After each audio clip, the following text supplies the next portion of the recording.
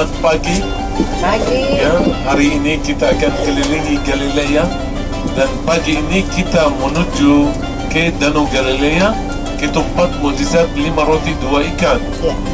Kita itu situs pertama, setelah itu Menza Christi di mana Yesus menempatkan diri kepada muridnya. Setelah kita kemudian Kapernaum, kota Yesus setelah Nazaret. Kemudian kita naik perahu. Dan hari ini Pastor Gilbert akan traktir Anda dengan ikan Petrus. Ya, Pastor.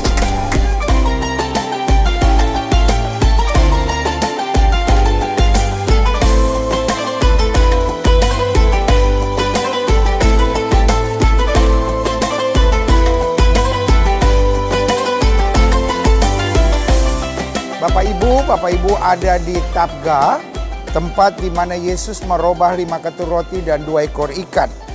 Kita baca di Markus pasal 6, ayat 35 sampai ayat yang ke-44. Saya baca ayat yang ganjil, Bapak Ibu baca ayat yang genap, dan ayat yang ke-44 kita baca bersama-sama. Pada waktu hari sudah mulai malam, datanglah murid-muridnya kepadanya dan berkata, tempat ini sunyi dan hari sudah mulai malam.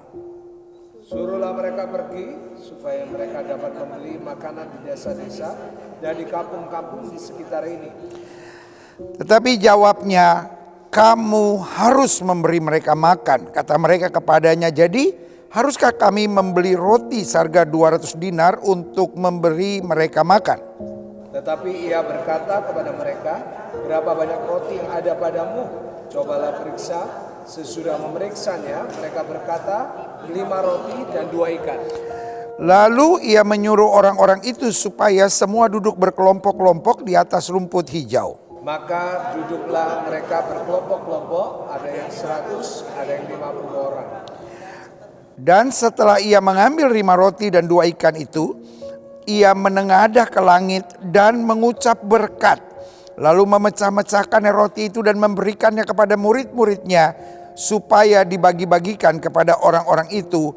Begitu juga kedua ikan itu dibagikannya kepada semua mereka. Supaya semuanya makan sampai kenyang. Di dalam retreat kita, judul retreat kita adalah See a Victory. Bahwa Tuhan menuntun kita untuk melihat kemenangan. Sama-sama bilang, saya pemenang. Saya pemenang.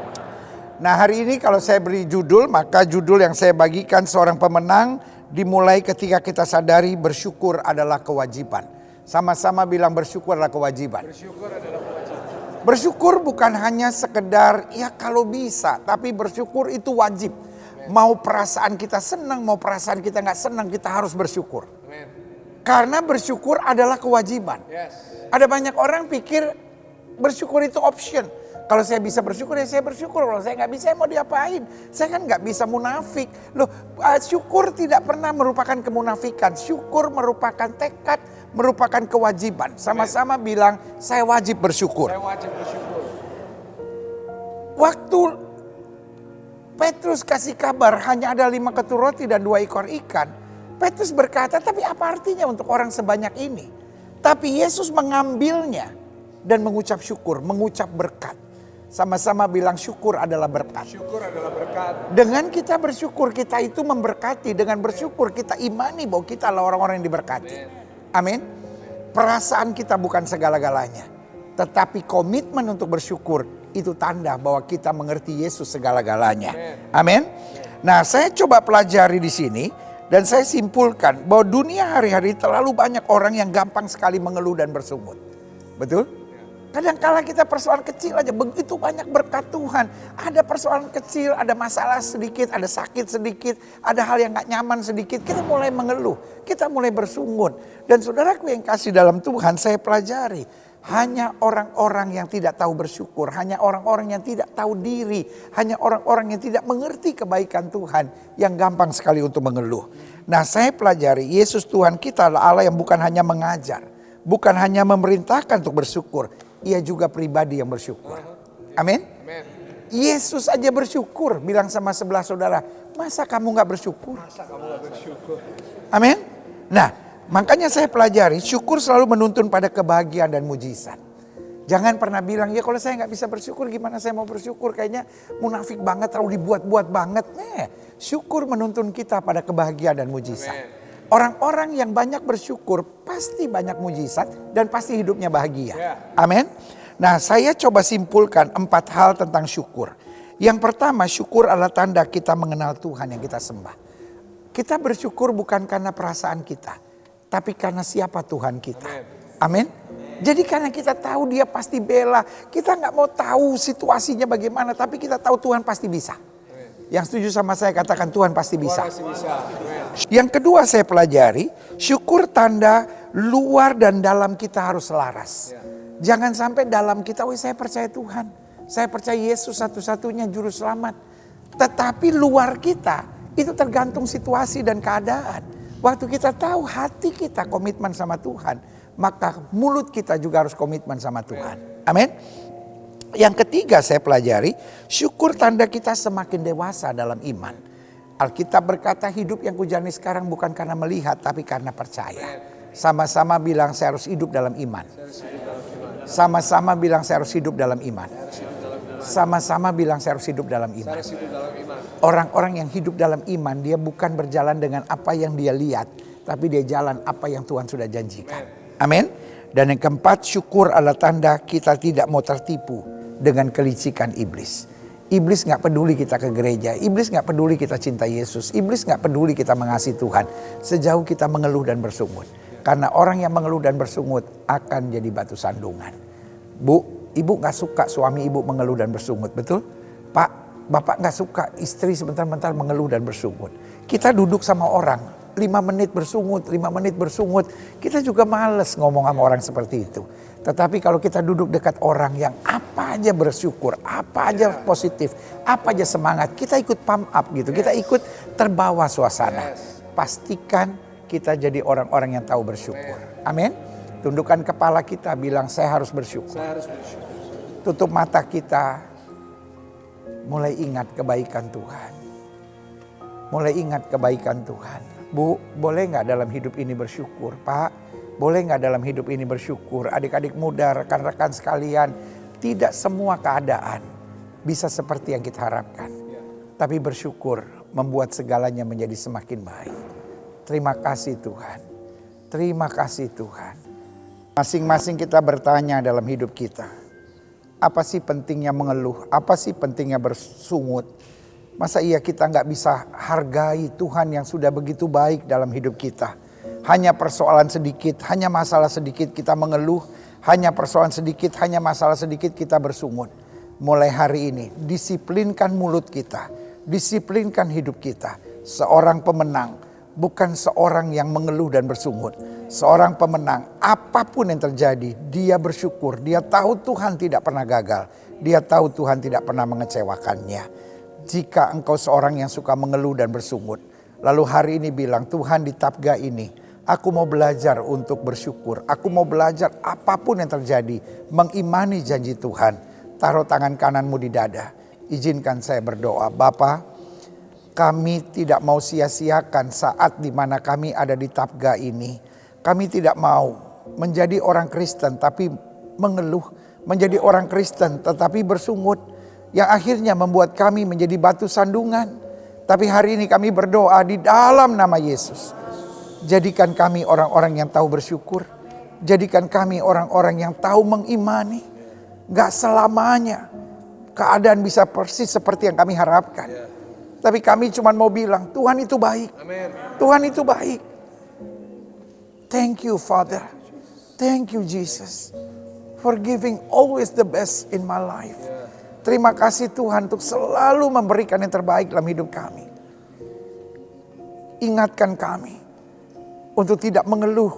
Ingatkan kami untuk tidak bersungut. Ingatkan kami untuk terus bersyukur. Terima kasih. Terima kasih. Terima kasih.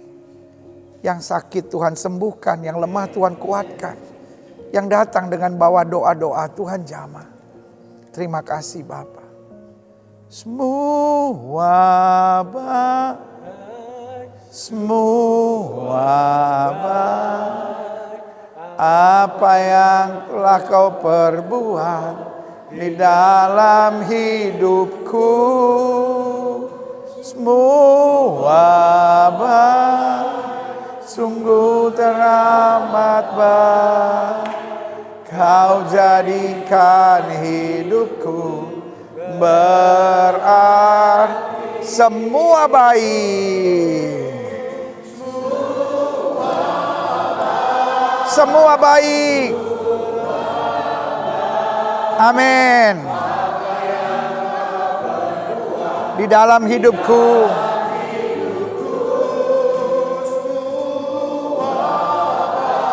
Amin. Kau jadikan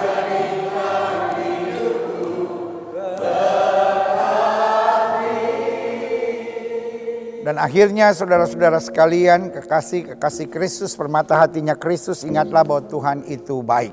Selama kita tidak miring ke kiri maupun miring ke kanan, ada saja berkat Tuhan. Pastikan apapun yang terjadi kita bersyukur, pastikan apapun yang terjadi kita beriman, pastikan apapun yang terjadi Yesus nomor 1 dalam hidup kita. Terimalah berkat Tuhan, kasih dari Allah Bapa, anugerah dari Tuhan Yesus Kristus, pimpinan, penyertaan, kuasa Roh Kudus menyertai hidup kita masing-masing mulai saat pagi hari ini sampai Maranatha. Yesus Kristus datang kembali untuk menjemput setiap orang yang hidup sesuai kehendaknya. Bersama kita katakan amin. Saudara, sebelum kita pisah, saya pikir baik untuk kita memberi persembahan. Persembahan bukan untuk GSJS, Glow atau untuk Menorah. Semua persembahan kita tinggalkan di gereja ini supaya kita boleh jadi berkat. Bersamaan dengan kita memberi persembahan, Pak Daud mau menyampaikan sesuatu yang ia alami dan ia rasakan. Nah, di sini tuh saya melihat ada malaikat di sini, Dara. Hanya ada 2 di sini. Berarti tempat ini pasti bersejarah, Dara. Jadi saya tidak melihat di sana sini, tidak ada sini. Hanya ada 2. Ada berapa, Dara? 2 malaikat. Nah, malaikatnya tadi waktu Pak Gibet khotbah dia dengerin juga. Ada di sini, Dara. Nah, di batu itu, Dara, kanan kiri, di situ saya lihat tingginya kira-kira 2 meteran, Dara. Nah, dan wajahnya seperti anak muda, tapi tidak berjanggut seperti Michael. Nah, anak muda dan ganteng berkilat-kilat gitu, Dara. Di sini, Dara. Coba gitu. Ya, mari bersama-sama kita bangkit berdiri. Kita mau tutup ibadah ini dengan kita doa buat persembahan ini. Kami tahu hari ini kami berkumpul di Tabga karena kami di sini melihat dengan mata kepala kami sendiri bahwa janji Tuhan ya dan amin. Hari ini kami tahu bahwa apa yang kami pelajari di Indonesia bukan hanya sekedar dongeng, bukan hanya sekedar cerita yang kami lihat, tetapi adalah sebuah kebenaran yang kami lihat. Karena itu hari ini kami menabur di tempat di mana mujizat-Mu terjadi. Kami menabur bukan karena kami ingin berkatnya, no. Tetapi kami hari ini menabur karena kami sudah menyadari Tuhan begitu baik bagi kami. Tuhan sudah begitu baik dalam setiap hidup kami masing-masing. Dan kami tahu hari ini kalau kami ada di tempat ini, semua oleh karena kemurahan Tuhan. Terima kasih Tuhan, hamba-Mu memberkati persembahan ini. Hamba-Mu memberkati berdoa bagi mereka yang sudah menabur.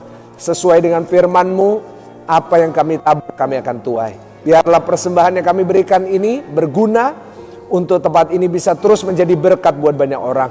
Dan biarlah dalam beberapa bulan yang akan datang ada damai di Israel. Sehingga semakin banyak orang dari seluruh dunia bisa kembali memberkati tempat ini. Untuk melihat dengan mata kepala mereka sendiri bahwa janji Tuhan itu nyata, bahwa kebenaran firman Tuhan itu nyata. Dan juru selamat kami hanya satu, yaitu Tuhan Yesus Kristus. Dalam nama Tuhan Yesus, haleluya, amin. Tuhan Yesus memberkati semuanya. Sister, You're welcome. Thank you so much for all the work you do. Amen. where are you from? From the Philippines. Yeah, of course. Nearby. Here. In Asian country. Asian country. Selamat. Selamat dari saya.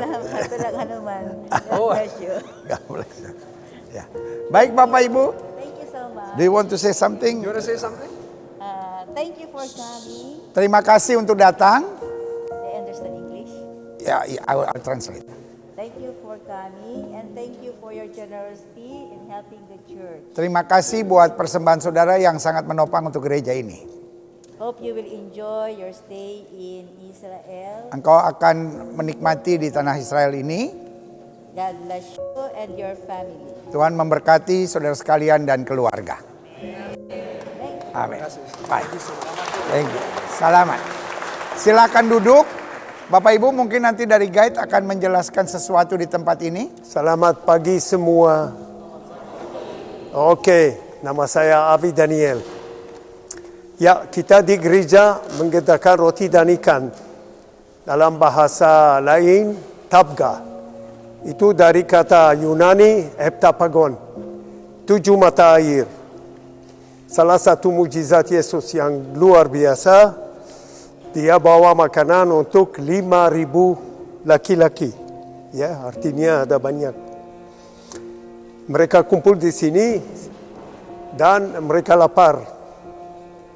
Yesus katakan ke murid-Nya, bawa makanan. Mereka katakan, kita tidak ada hanya 2 ikan dan 5 roti.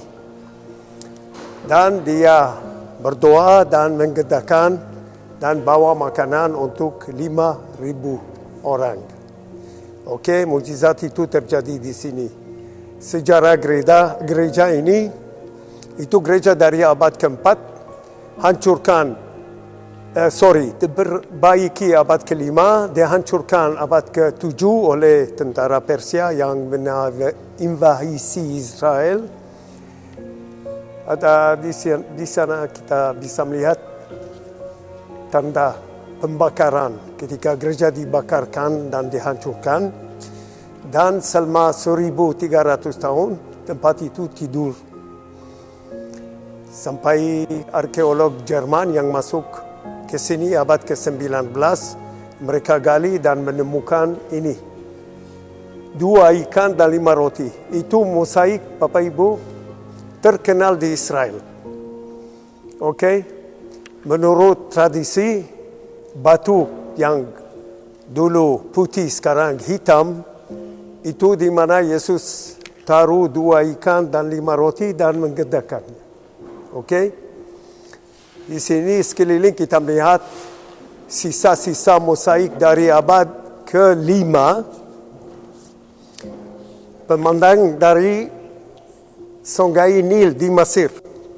Karena bishop itu yang bangun gereja abad ke-5, dia masuk dari Mesir. Dan di otaknya ada pemandangan dari Nil. Karena itu kita ada burung-burung dan bunga-bunga dari Sungai Nil. Sekarang, tidak jauh dari sini ada Sungai Yordan, Bapak Ibu. Dan itu perbatasan antara 2 kerajaan anak Herodes. Ada Antipas yang menguasai tempat ini, dan di belah timur itu Filipus. Di sana di sini orang Yahudi semuanya, tapi di seberang itu orang Gentiles. Dan Yesus melakukan mujizat lain. Dia bawa makanan untuk 4,000, bukan 5 tapi 4,000 orang. Tempat ini sana namanya Tel Hadar, oke? Dan di sini ada arti Bapak Ibu. Di sana ada orang Gentiles yang menyembah berhala, bukan orang Yahudi. Artinya pesan Yesus bukan hanya untuk orang Yahudi, tapi untuk seluruh dunia, semua bangsa, oke? Itu yang artinya. Jerias, mana Jerias? Bapak Ibu, Tuhan berkati. Sekarang Bapak Ibu boleh keluar. Nanti Jerias atau salah satu akan menjelaskan Bapak Ibu tempat pengirikan gandum, tempat pengirikan zaitun Bapak Ibu. Itu ada di depan, ya. Bapak Ibu, makanya kita di sini bisa belajar karena ini asli tentang pemerasan zaitun. Kita mulai dengan buahnya. Ini pohon zaitun. Ini pohon zaitun, buahnya kecil Bapak Ibu. Tidak mungkin mematik satu persatu karena itu makan banyak waktu. Caranya kami membawa kain yang besar yang ditebarkan di bawah pohonnya dan pohonnya digoyang. Ya, setelah buah jatuh, sedikit untuk makan. Karena Bapak Ibu itu pahit. Untuk kurangi kepahitan, diasingkan. Dibikin asin yang namanya pickles, acar. Dibikin acar, pickles, ya. Tapi sebagian besar, karena itu sehat sekali, pergi untuk pemerasan minyak zaitun. Bapak Ibu, minyak zaitun itu bermain peran penting sekali karena banyak gunanya. Bapak Ibu, untuk menyalakan bait suci harus minyak zaitun, menyalakan menorah hanya oleh minyak zaitun dari pemerasan pertama. Makanya Anda sekarang bisa belajar apa artinya pemerasan pertama minyak zaitun. Ya, kita mulai dengan proses. Buahnya terdiri dari kulit dan dari biji. Biji tidak ada gunanya. Di biji tidak ada minyak. Minyak di kulit. Biji hanya mengganggu proses. Makanya langkah pertama itu semua buah setelah dipanen, ditaruh di sini. Batu ini harus berdiri tegak dan ada sumbu di sini dan batu ini diputar oleh keledai. Sehingga ini menghancurkan kulit dan biji. Anda mendapat campuran kulit dan biji. Bapak Ibu, Yesus berbicara tentang batu ini. Matius 18 ayat 6. Ini batu kilangan zaitun. Masih ingat apa yang Yesus katakan? Yesus katakan, ya, kalau kamu menyiasatkan salah satu anak kecil ini yang percaya padaku, lebih baik buat kamu kalau batu kilangan diikatkan di leher dan ditenggelamkan di danau. Ya, ini Bapak Ibu batu kilangan zaitun yang di Matius pasal 18 ayat 6. Sekarang minyak belum keluar, saya dapat di sini hasil dari buah, dari kulit dan biji yang hancur. Saya membawa semua ini dimasukkan ke keranjang. Keranjang ditumpuk di sini. Dimasukkan di keranjang yang berbentuk roda dan itu ditumpuk di sini. 1, 2, 3, 4, 5 banyak keranjang. Dan dengan itu balok kayu yang berat yang besar yang harusnya satu batu di sini itu tekan. Ya, itu memeras ya. Bapak Ibu, minyak yang keluar dari hanya beratnya balok kayu itu namanya virgin olive oil. Ya, itu murni. Kenapa namanya virgin menurut Anda? Karena saya tidak campuri proses. Ya, itu hanya dari balok kayu itu yang memeras. Itu minyak paling bagus Bapak Ibu. Itu dipakai untuk menyalakan menorah di bait suci. Itu dipakai untuk mendoakan orang. Itu harusnya minyak dari pemerasan pertama itu paling murni sekali. Virgin olive oil. Tapi keranjang-keranjang ini masih penuh dengan minyak. Makanya sekarang saya campur tangan. Saya ikat. Satu pemberat diikat itu beres. Mutu yang kedua keluar. Mutu yang kedua untuk makanan. Satu pemberat lagi, mutu yang ketiga, Bapak Ibu dipakai untuk menyalakan pelita-pelita di rumah. Satu pemberat lagi, mutu yang keempat dan itu mulai keterlaluan. Kulit biji mulai masuk, itu dibikin sabun minyak zaitun. Ya Bapak Ibu, makanya sekarang Anda berapa kali saya campuri proses ini? Kali pertama tidak ya, 3. Setiap kali jadi lebih berat dari sebelumnya. Tahu namanya apa bahasa Ibrani? Getsemani. Berapa kali Yesus berdoa di Getsemani?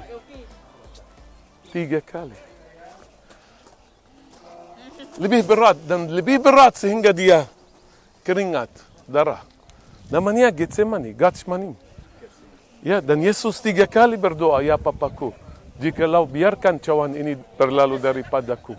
Indah ya, ada arti Yesus diperas sama semua dosa-dosa kita seperti seperti buah zaitun di pemerasan zaitun.